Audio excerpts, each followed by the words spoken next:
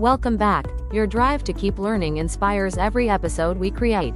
The gist of this judgment: when a massive fire reduced thousands of tons of stock to ashes, the insurance payout didn't just depend on sympathy, it hinged on science. Today, we break down the Supreme Court-backed volumetric method that turns smoke and rubble into precise Crore-Value calculations.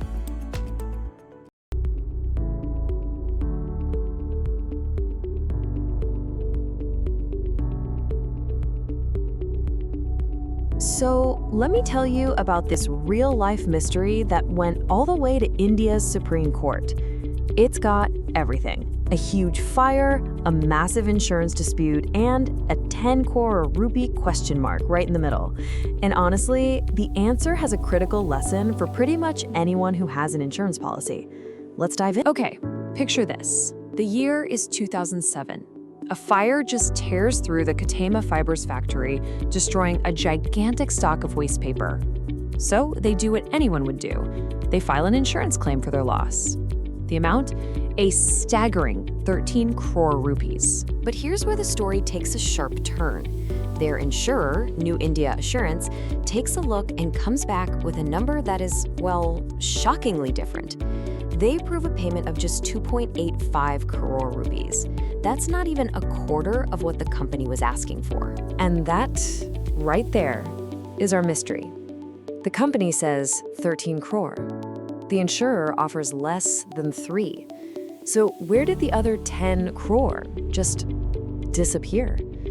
This single question is what would fuel a legal fight that lasted for over a decade. Yeah, this massive gap wasn't just some simple disagreement over a few rupees. It kicked off an intense legal battle that would wind its way all the way up to the highest court in the land, the Supreme Court. The whole fight really boiled down to one fundamental question: how do you actually calculate the true value of the loss? The company, Khatema Fibres, said, easy, just look at our internal stock registers, the numbers are right there. But the insurance surveyor, he refused. He argued that the only truly reliable way was to do an independent, physical analysis of the space itself. And, that's a totally fair question, right? Why would an independent expert just throw out a company's official paperwork? Well, as he started digging, he began to find some, let's just say, serious red flags. So the surveyor uncovers this trail of problems. First off, the company actually handed over 2 different sets of records, and the numbers didn't match, not even close. Then, the company admitted that they hadn't actually done a physical count of their stock recently.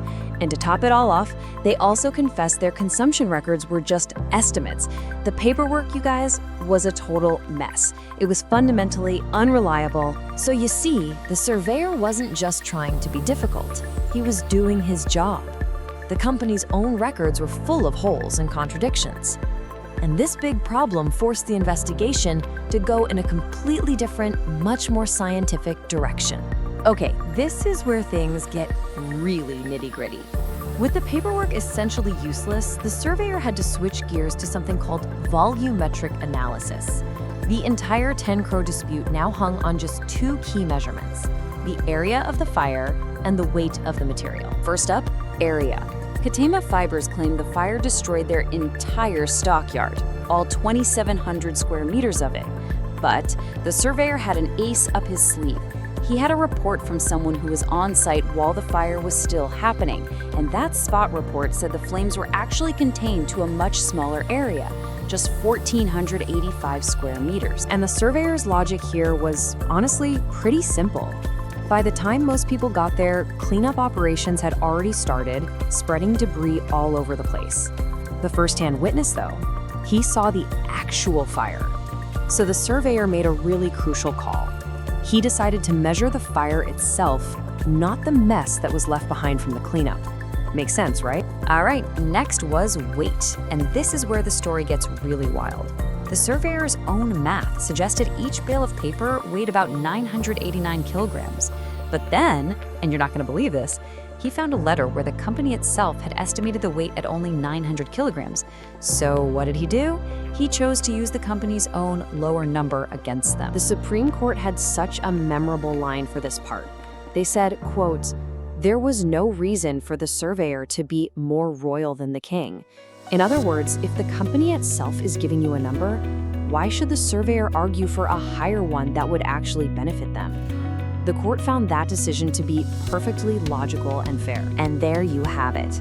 When you combine a nearly 50% reduction in the area with that lower weight per bale, well, you can see exactly how that massive 10 crore rupee gap appeared. It all adds up.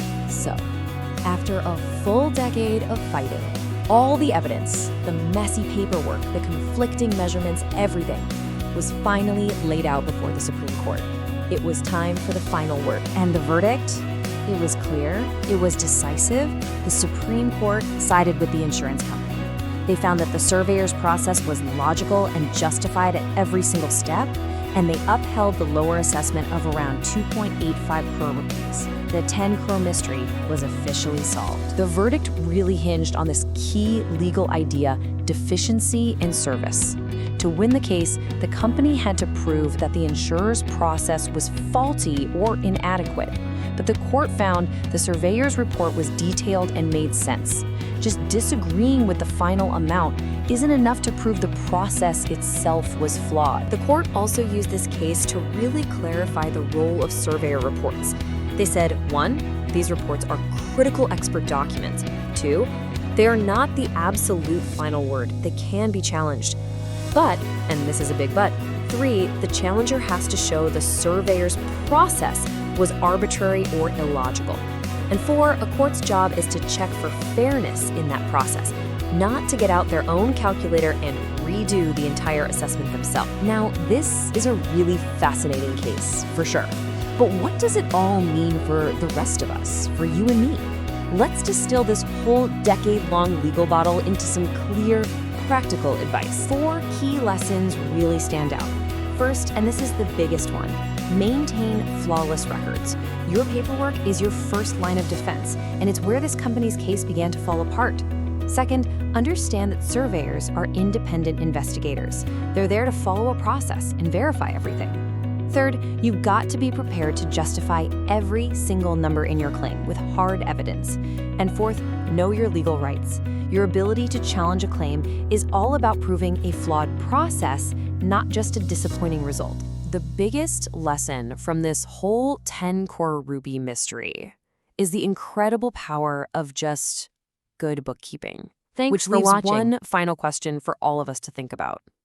If a disaster struck your business Welcome back. or your Your home drive tomorrow, to keep learning is inspires yours every episode we create. survive a The worst gist case of this scenario. judgment: when a massive fire reduced thousands of tons of stock to ashes, the insurance payout didn't just depend on sympathy, it hinged on science. Today,